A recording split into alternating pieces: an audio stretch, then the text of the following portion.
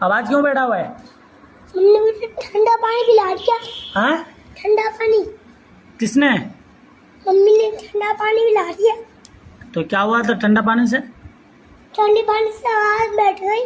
अच्छा, तो कौन सा पानी पीना चाहिए फिर?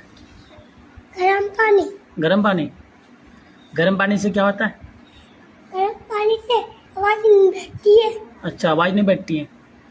अच्छा, इधर देखो, आपको किसने भेजा पढ़ने के लिए? मम्मी ने। मम्मी ने क्या बोली? मम्मी ने कहा खाली चीज खा लो लेकिन ठंडा पानी नहीं पियो। ठंडे पानी से आवाज बैठती है। आवाज। अच्छा, तो तुम्हारी आवाज़ बैठ गई है?